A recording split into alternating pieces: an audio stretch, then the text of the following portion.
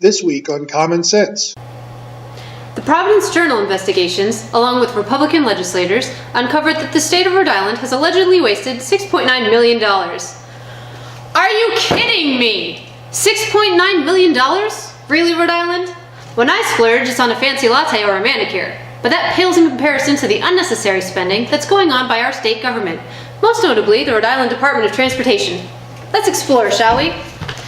Now, the DOT had to reimburse the Federal Highway Administration for not meeting quality standards for construction on Route 195. There's $3.1 million in one stroke of the pen.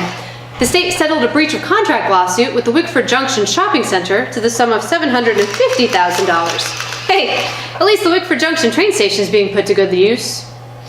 For 3 DOT employees on paid leave for 5.5 months, that cost us $195,000. We'll also tack on here the $383,000 in salaries that the DOT paid to staff transferred to other agencies.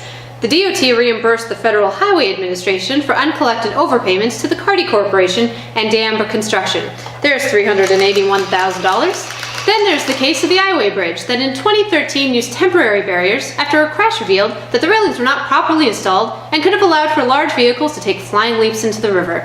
The consultants hired to discuss alternatives to the barriers cost $154,000. Then there's another $1.3 million spent in unnecessary overtime and $360,000 in, quote, newly invested positions, unquote. I don't know exactly what that means, but all in all, it means I'm not going to enjoy doing my taxes this year. How are we supposed to combat this wanton waste of wages? Lawmakers have created a hotline and an email address so the public can report any malfeasance. I guess that I wouldn't feel the pain of losing over $6 million to the DOT if we didn't have a sales tax that was higher than the national average, or have the 11th highest gas tax in the nation. Wait. Shouldn't the 33 cents gas tax feed the DOT? Mother! Breathe, April. Breathe. So explain to me how I'm supposed to report wasteful government spending. Now, one suggestion is that the state be more transparent on how it spends its budget. In that mythical scenario, more officials could be held accountable for government waste. Are you kidding me? It's on Verizon Channel 34 or Cox Channel 15.